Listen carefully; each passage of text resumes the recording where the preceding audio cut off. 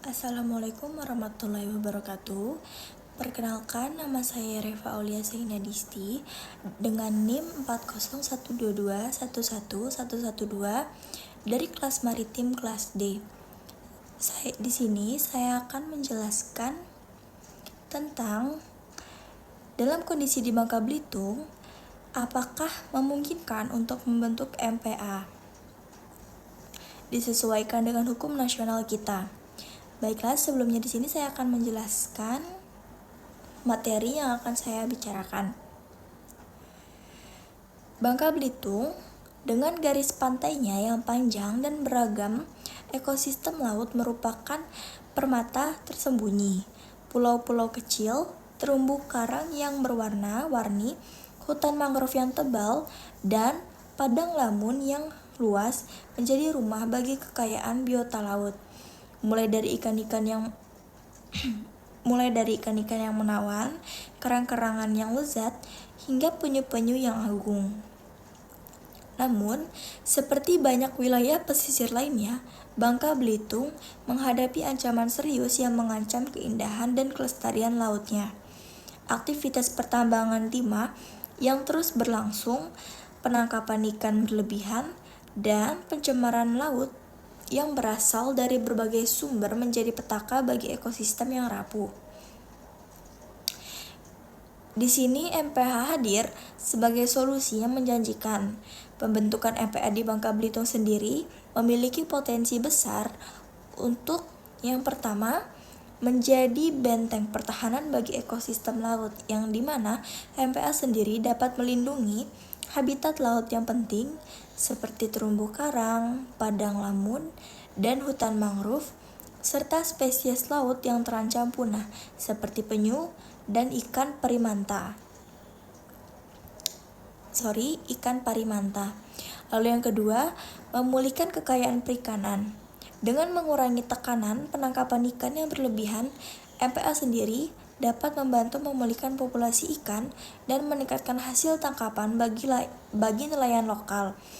Ini sendiri akan meningkatkan kesejahteraan masyarakat pesisir dan menjamin keberlanjutan sumber daya perikanan. Lalu yang ketiga, membuka pintu bagi pariwisata berkelanjutan. MPA sendiri dapat menjadi destinasi wisata yang unik dan menarik bagi wisatawan yang ingin menikmati keindahan alam bawah laut dan belajar tentang konservasi laut. Ini akan meningkatkan ekonomi lokal dan menciptakan lapangan kerja baru.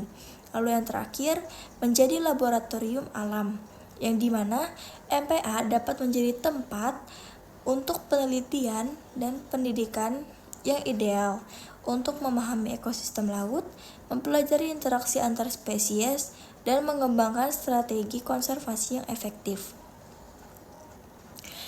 Indonesia memiliki kerangka hukum yang kuat untuk mendukung pembentukan MPA.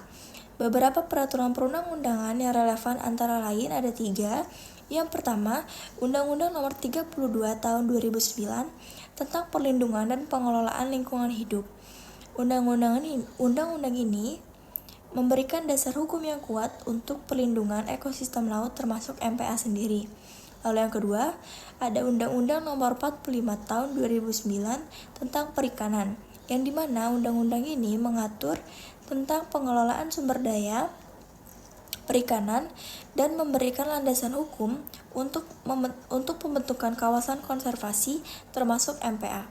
Lalu yang ketiga, ada Peraturan Menteri Kelautan dan Perikanan Nomor 1 Tahun 2014 tentang pedoman teknis pengelolaan kawasan konservasi perairan, yaitu peraturan ini memberikan panduan teknis yang lebih detail tentang pembentukan dan pengelolaan MPA mulai dari perencanaan hingga pemantauan.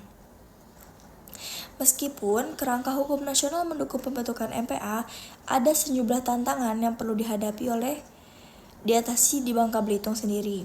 Yang pertama, konflik kepentingan, yang dimana aktivitas pertambangan timah yang telah berlangsung lama dan penangkapan ikan yang menjadi mata pencarian sebagian besar masyarakat dapat berbenturan dengan tujuan konservasi MPA. Lalu yang kedua, keterbatasan sumber daya. Pengelolaan MPA membutuhkan sumber daya manusia yang terampil, dana yang cukup, dan infrastruktur yang memadai. Lalu yang terakhir, partisipasi dari masyarakat, yang dimana penting untuk melibatkan masyarakat lokal dalam perencanaan dan pengelolaan MPA agar mendapat dukungan penuh, karena tanpa dukungan mereka MPA hanya akan menjadi wacana di atas kertas.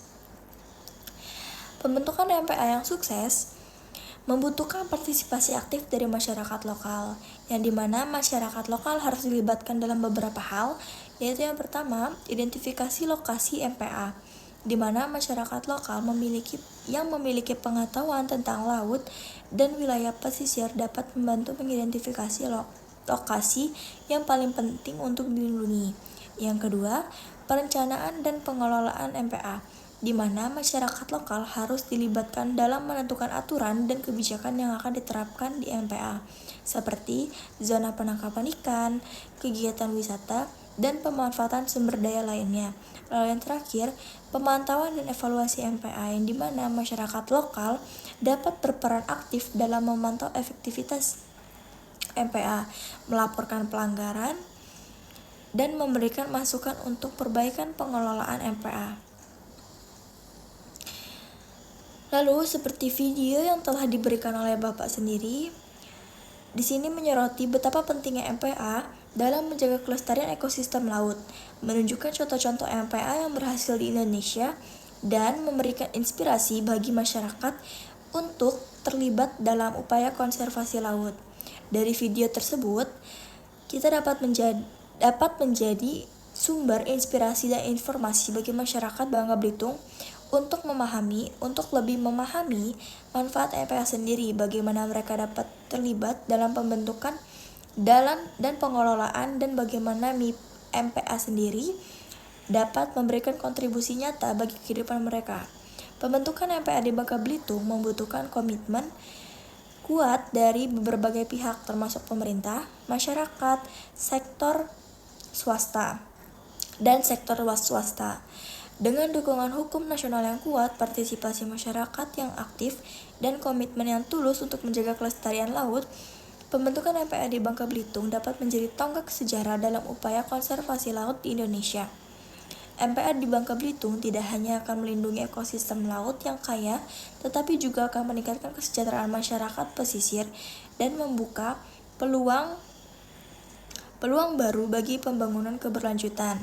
Karena MPA di Bangka Belitung sendiri tidak hanya akan melindungi ekosistem laut, tetapi juga akan meningkatkan kesejahteraan dalam masyarakat. Maka dari itu, mari kita wujudkan MPA di Bangka Belitung sebagai warisan yang berharga untuk generasi yang akan mendatang. Sekian yang dapat saya sampaikan dari materi yang Bapak berikan. Apabila ada salah kata atau kurang, saya mohon maaf. Wassalamualaikum warahmatullahi wabarakatuh.